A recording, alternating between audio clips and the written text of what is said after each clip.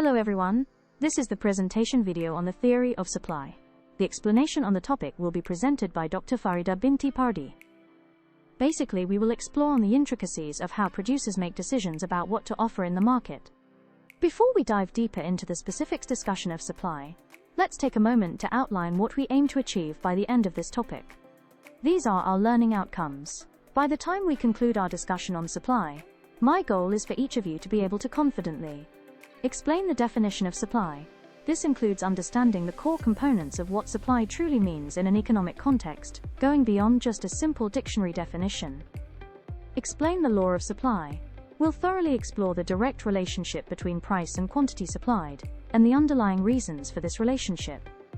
Explain individual supply. We'll differentiate between the supply decisions of a single producer or firm. And finally, explain market supply. This involves understanding how the individual supply decisions of all producers in a market aggregate to form the total market supply. Achieving these outcomes will provide you with a comprehensive understanding of the supply side of the market, which is crucial for analyzing how markets function and how prices are determined. So let's keep these objectives in mind as we move forward. Now that we've set our learning objectives, let's dive into the core concept of our discussion. What is supply? At its most fundamental level, supply is defined as the ability and willingness to sell or produce a particular product and services in a given period of time at a particular price. Ceteris paribus. Let's break that down for a moment. It's not just about having the product. A producer must also be willing to sell it. This willingness is often driven by the price they can receive.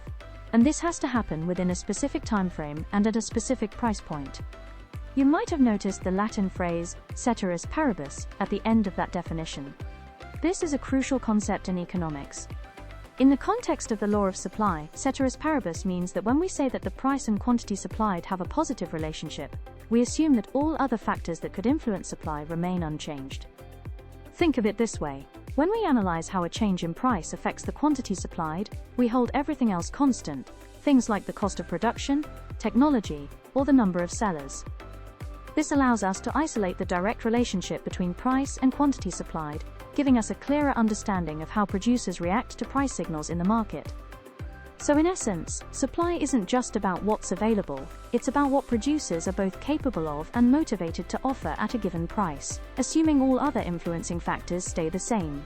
This definition forms the bedrock of our understanding of producer behavior in economics. Now that we've defined supply, let's move on to one of the most fundamental principles in economics, the law of supply. As indicated by the first sticky note on the left, the law of supply states that price and quantity supplied of a good is directly, positively related. This is the core idea. It means that as the price of a good or service goes up, the quantity that producers are willing and able to offer for sale also goes up. Conversely, if the price falls, the quantity supplied will also fall. Let's elaborate on this with the second sticky note. It explains that an increase in the price of a good or service will increase the quantity supplied of that good or service. Hence, a decrease in price will decrease the quantity supplied. Think about it from a producer's perspective.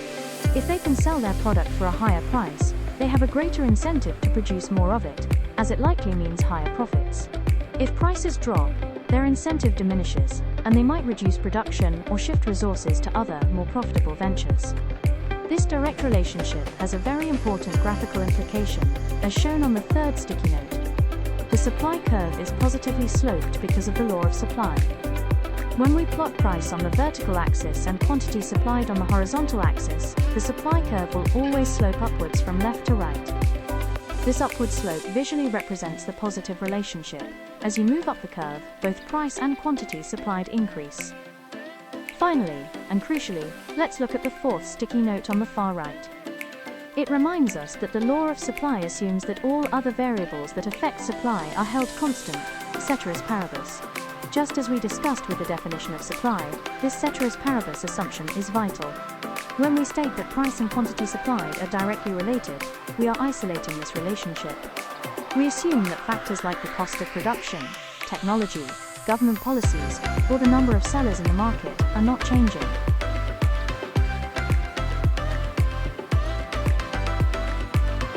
Now we proceed with the supply schedule. As we can see, a supply schedule is essentially a table. It's designed to illustrate precisely how much of a product or service a seller is willing to offer at different price points, all else being equal, a concept we refer to as ceteris paribus.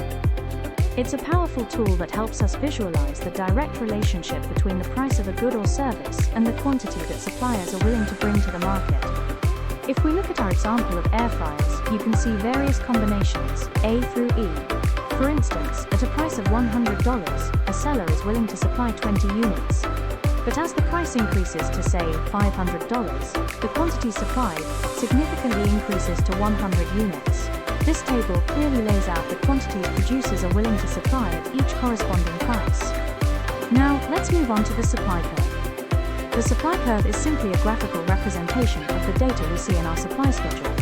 Each point on this curve corresponds to a combination of price and quantity supplied from our table.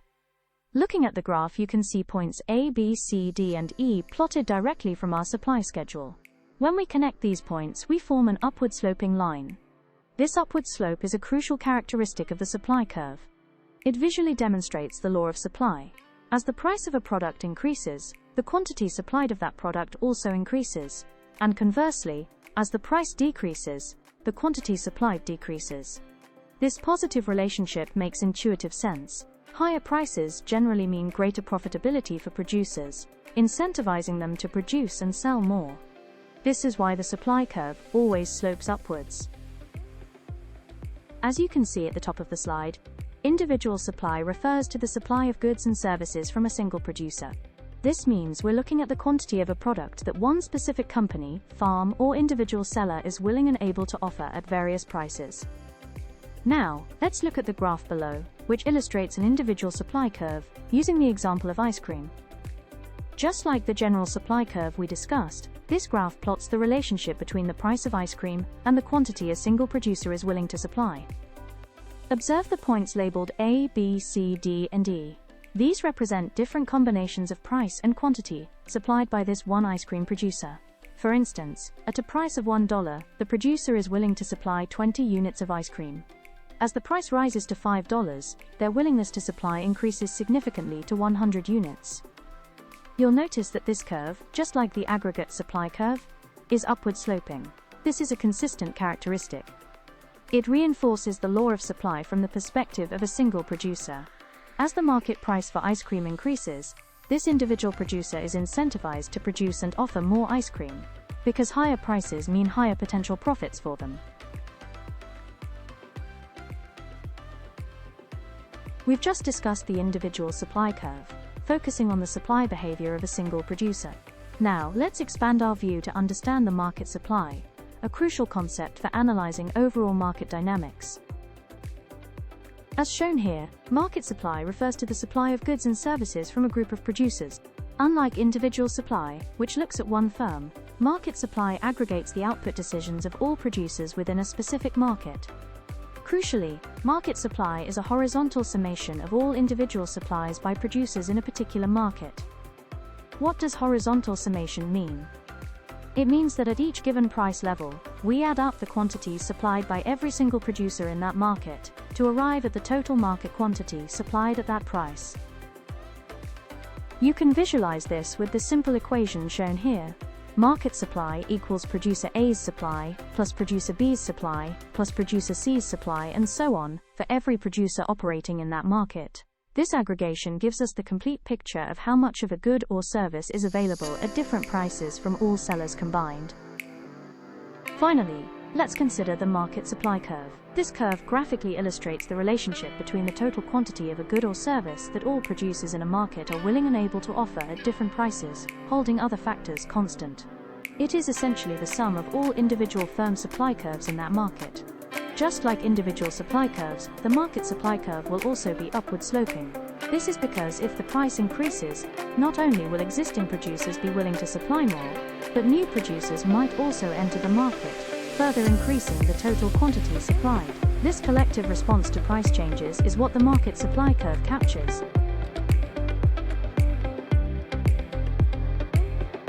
We've explored individual supply and market supply as separate concepts.